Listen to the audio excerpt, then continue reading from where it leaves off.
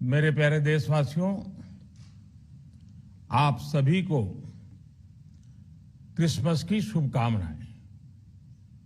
हम इस वर्ष के अंतिम सप्ताह में हैं। 2022 बस आने ही वाला है। आप सभी 2022 के स्वागत की तैयारी में जुटे हैं, लेकिन उत्साह और उमंग के साथ ही ये समय सचेत रहने का भी है। आज दुनिया के कई देशों में कोरोना के नए वेरिएंट ओमिक्रॉन की वजह से संक्रमण बढ़ रहा है। भारत में भी कई लोगों के ओमिक्रॉन से संक्रमित होने का पता चला है। मैं आप सभी से आग्रह करूंगा कि पैनिक न करें। हां, सावधान रहें, सतर्क रहें, मास्क उसका भरपूर उपयोग करें और हाथों को थोड़ी थोड़ी देर पर धुलना, इन बातों को हमें भूलना नहीं है। आज जब वायरस म्यूटेट हो रहा है, तो हमारी चुनौतियों का सामना करने की ताकत और आत्मविश्वास भी मल्टीप्लाई हो रहा है। हमारी इनोवेटिव स्पिरिट भी बढ़ रही है। आज देश के पास 18 लाख आइसोलेशन बेड्स हैं, 5 लाख ऑक्सीजन सपोर्टेड बेड्स हैं, 1,40,000 आईसीयू बेड्स हैं। आईसीयू और नॉन आईसीयू बेड्स को मिला दें तो 90,000 बेड्स विशेष तौर पर बच्चों के लिए भी हैं। आज देश में 3,000 से ज्यादा पीएसए ऑक्सीजन प्लांट्स काम कर रहे हैं। 4 लाख ऑक्सीजन सिलेंडर्स देश भर में दिए गए हैं। राज्यों को जरूरी दवाओं की बफर डोज तैयार करने में सहायता की जा रही है। उन्हें पर्याप्त टेस्टिंग किट्स भी मुहैया कराई जा रही है। साथियों, कोरोना वैश्विक महामारी से लड़ाई का अब तक का अनुभव यही बताता है कि व्यक्तिगत स्तर पर सभी दिशा निर्देशों का पालन कोरोना से मुकाबले का बहुत बड़ा हथियार है। और दूसरा हथियार है वैक्सीनेशन। हमारे देश ने भी इस बीमारी की गंभीरता को समझते हुए बहुत पहले वैक्सीन निर्माण पर मिशन मोड में काम करना शुरू कर दिया था। वैक्सीन पर रिसर्च के साथ साथ ही approval processes, supply chain, distribution, training, IT support system, certification पर भी हमने निरंतर काम किया। इन तैयारियों का ही नतीजा था कि भारत ने इस साल 16 जनवरी से अपने नागरिकों को वैक्सीन देना शुरू कर दिया था। ये देश के सभी नागरिकों का सामूहिक प्रयास और सामूहिक इच्छा शक्ति है कि आज भारत 141 करोड़ वैक्सीन डोज के अभूतपूर्व और बहुत मुश्किल लक्ष्य को पार कर चुका है।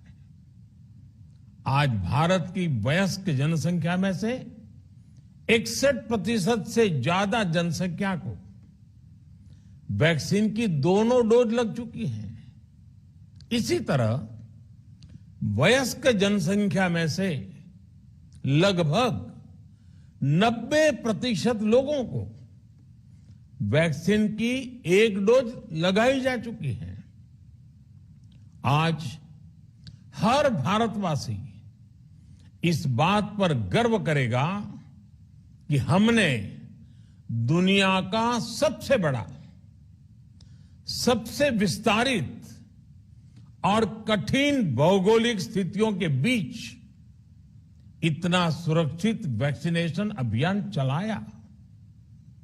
कई राज्य और विशेष तौर से टूरिज्म की दृष्टि से महत्वपूर्ण राज्य जैसे गोवा, उत्तराखंड, हिमाचल जैसे राज्यों ने 100% सिंगल डोज वैक्सीनेशन का लक्ष्य हासिल कर लिया है।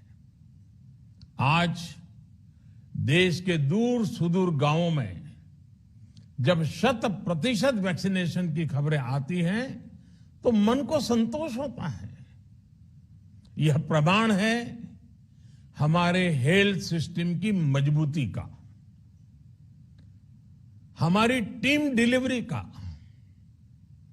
हमारे हेल्थ केयर वर्कर्स के डेडिकेशन और कमिटमेंट का, और देश के सामान्य मानवी के अनुशासन और विज्ञान में उनके विश्वास का। हमारे देश में जल्दी ही नेजल वैक्सीन और दुनिया की पहली डीएनए वैक्सीन भी शुरू होगी। साथियों, कोरोना के खिलाफ भारत की लड़ाई शुरू से ही वैज्ञानिक सिद्धांतों, वैज्ञानिक परामर्श और वैज्ञानिक पद्धति पर आधारित रही है। पिछले 11 महीने से देश में वैक्सीनेशन अभियान चल रहा है। देशवासी इसके लाभ भी महसूस कर रहे हैं। उनकी रोजमर्रा की जिंदगी सामान्य हो रही है। आर्थिक गतिविधियां भी दुनिया के कई देशों की तुलना में उत्साहजनक रही हैं। लेकिन साथियों, हम सभी जानते हैं कि कोरोना अभी गया नहीं है।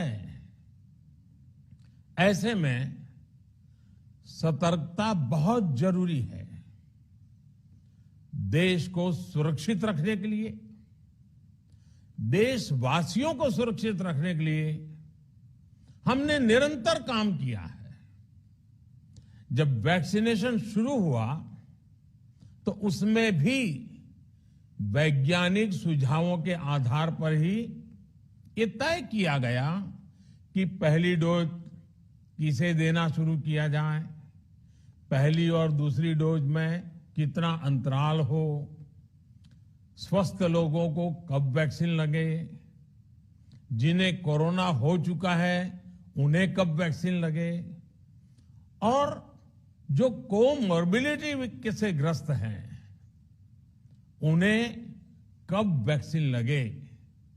ऐसे निर्णय लगातार किए गए और ये परिस्थितियों को संभालने में काफी मददगार भी साबित हुए हैं।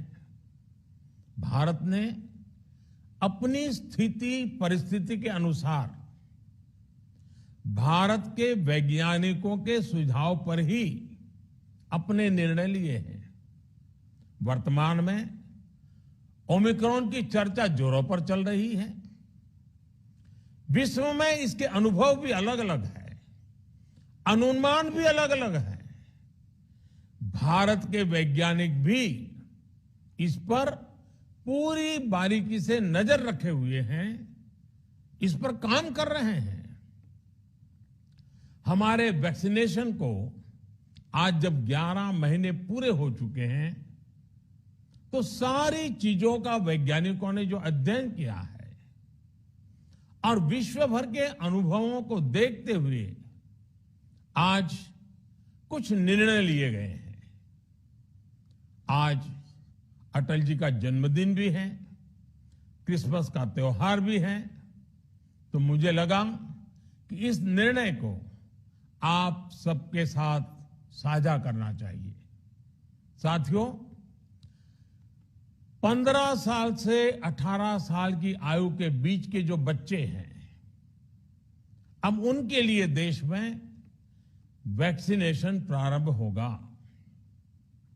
2022 में 3 जनवरी को सोमवार के दिन से इसकी शुरुआत की जाएगी।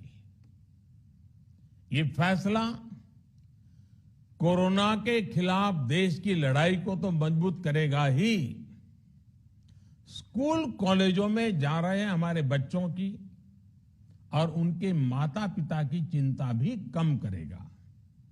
साथियों, हम सबका अनुभव है कि जो कोरोना वॉरियर्स हैं, हेल्थ केयर और फ्रंटलाइन वर्कर्स हैं, इस लड़ाई में देश को सुरक्षित रखने में उनका बहुत बड़ा योगदान है।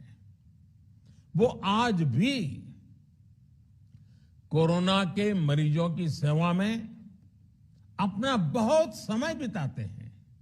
इसलिए प्रिकॉशन की दृष्टि से सरकार ने निर्णय लिया है कि हेल्थ केयर और फ्रंटलाइन वर्कर्स को वैक्सीन की प्रिकॉशन डोज भी प्रारंभ की जाए।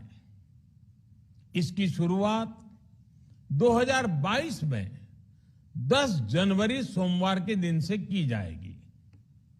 साथियों, कोरोना वैक्सीन का अब तक का ये भी अनुभव है कि जो अधिक आयु वाले हैं और पहले से ही किसी न किसी गंभीर बीमारी से पीड़ित है, उन्हें प्रिकॉशन लेना सलाह योग्य है।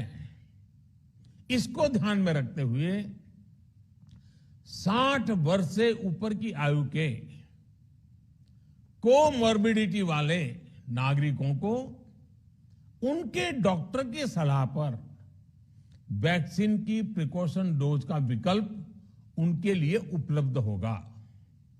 ये भी 10 जनवरी से प्रारंभ होगा। साथियों, मेरा एक आग्रह है कि अफवाह, भ्रम और डर पैदा करने के जो प्रयास चल रहे हैं, उनसे बचना चाहिए। हम सभी देशवासियों ने मिलकर अब तक दुनिया का सबसे बड़ा वैक्सीनेशन अभियान चलाया है। आने वाले समय में हमें इसको और गति देनी है और विस्तार देना है। हम सभी के प्रयास ही कोरोना के खिलाफ इस लड़ाई में देश को मजबूत करेंगे। आप सबका बहुत बहुत धन्यवाद।